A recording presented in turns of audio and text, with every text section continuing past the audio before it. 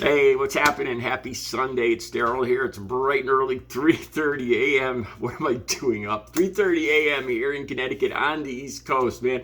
It was hard for me to get up this morning. It is with the wind chill. It's under 20 below zero.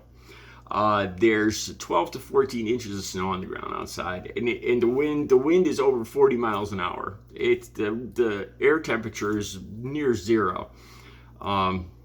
And I'm up at 2:30 in the morning. Yeah. Anyway, it's dedication, guys. Dedication. Okay, forget. Let's get into this. Another Trump carnival. Another Trump circus. Honestly, I got all the links down below. I got about 10 different articles. That's the only words I can use to describe this. Something different. I got links down below to Twitter. And before, a lot of times, I've seen non-Trump supporters kind of goading Trump supporters, picking the most bizarre Trump supporters and then getting them to to laugh at him. And it's amusing. It's bizarre to reveal their theories on Michael Jackson still being alive and all this other stuff. But there's a couple links down below where it's one Trump supporter interviewing another one. And it's even more bizarre. I thought they'd just let loose somebody like me, and they would find the most bizarre looking person and then kind of sidle up to them and get them to make them feel at ease and to reveal all their nonsense. And I thought that was finding the most bizarre person, but no, we've actually got Trump supporter interviewing Trump supporter, and it's even more bizarre. The link down below talks about how Biden's got an island named Water Island, and it's next to Epstein's Island, and this isn't even the real Biden, because the real Biden was killed in Gitmo, was done away with in Gitmo back in March of 2019. So this isn't even the real one, and Trump's going to come back, and Princess Diana and Michael Jackson was working with the kids. Because this person used to think that he was against the kids, but he's working with the kids, and we're all going to see the truth. Oh my God! But before I get any further, I got to be careful how I say this. I'll have a link down below for another one with the current health crisis. Okay, and there's a particular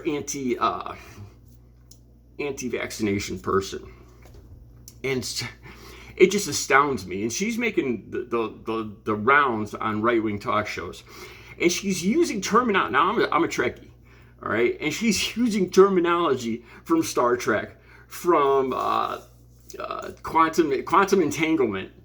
And you can tell she doesn't even know what she's talking about. And she's combining all these theories together. And 5G. Okay, and 5G and nodes and the hive mind, which is from Star Trek. Seriously, and they're bringing this woman around on Fox News and One America and all these other shows and with all the politicians. Wow, a circus, a carnival. Okay, let's get back to the rally. Okay, as I watch this, it's funny. You see something over and over again, and then something clicks. I watched this Trump rally last night in Houston, Texas, and I hear Donald Trump talk about, he actually comes out and says, they want to arrest. I hate that voice. I hate that can't stand it. They want to arrest me. And it's racist. And if this happens, I want to see huge protests in Atlanta and Washington, D.C. and New York. And I watched this.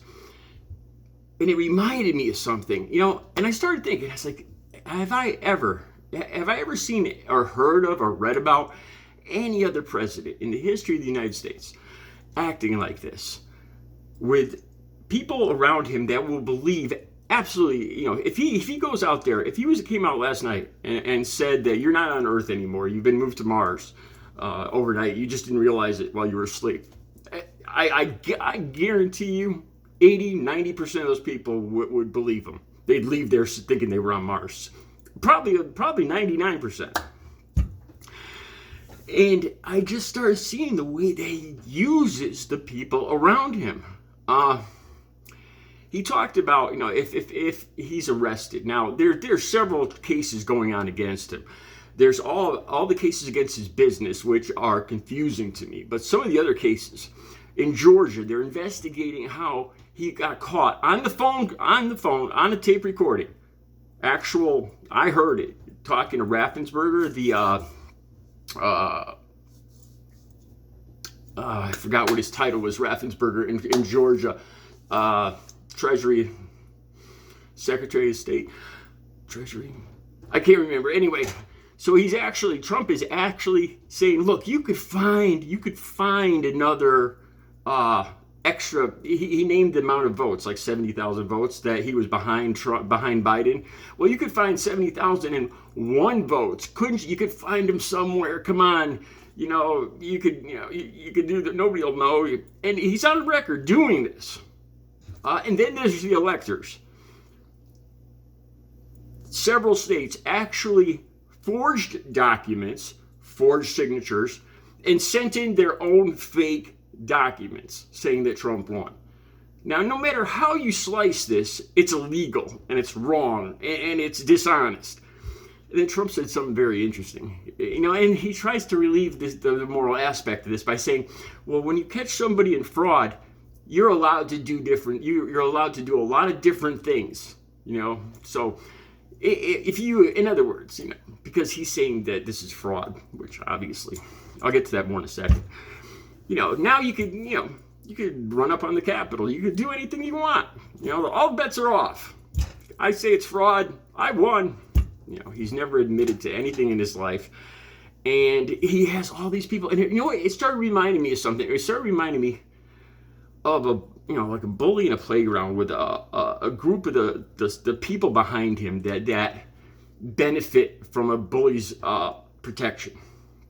And they will do anything to protect him. They know they're in the wrong, but more than that, I started thinking about, around here we have La Costa Nostra. In certain areas of Brooklyn and New York, there is areas of Little Italy and stuff where, say, the Teflon Don, remember him, right? The people in these neighborhoods, they knew everything that was going on. But they benefited from his, he gave them gifts. It was a symbiotic relationship, and they knew who this guy was. They saw they saw everything that was going on, but they loved this guy to the ends of the earth, even though they knew his true character. And that's what I started seeing in these people last night. I started thinking, have I ever seen any other president in the history of the United States ask for his supporters to protest? That's what he's doing again. He said if he's arrested, he wants people to come out like a mob scene again. And for 1 second, it became so crystal clear on how he's just using these people.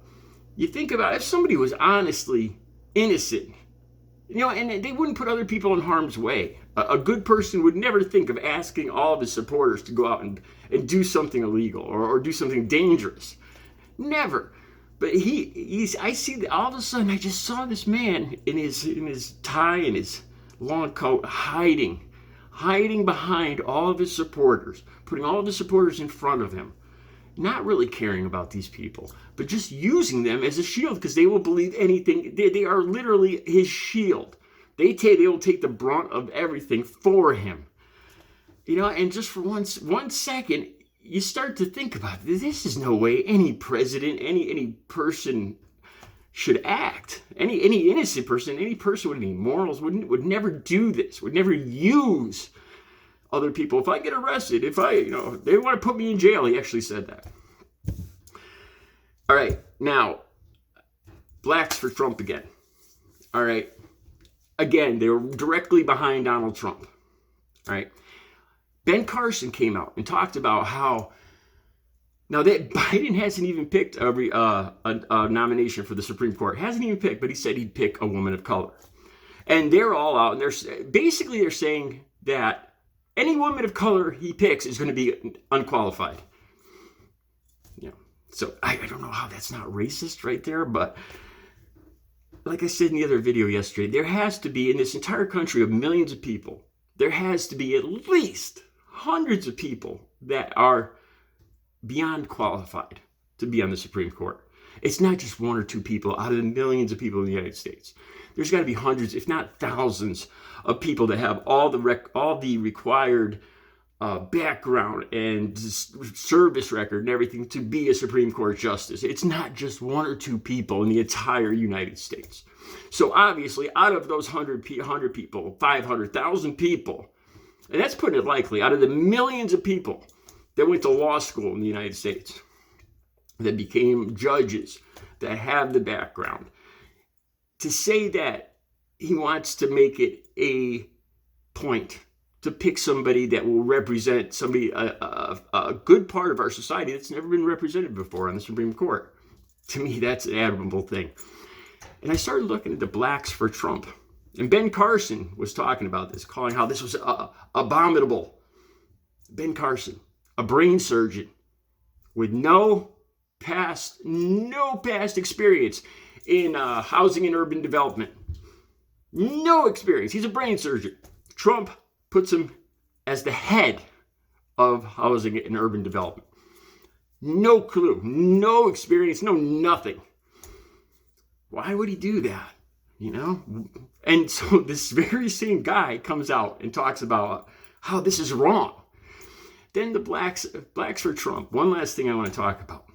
These 10 same guys in the camera directly behind Donald Trump, every single rally. Blacks for Trump. Right? Perfect. It's a miracle because these same exact, well, they might not be the exact same 10 guys, but wearing these exact same t-shirts are perfectly seated right behind Donald Trump in camera view.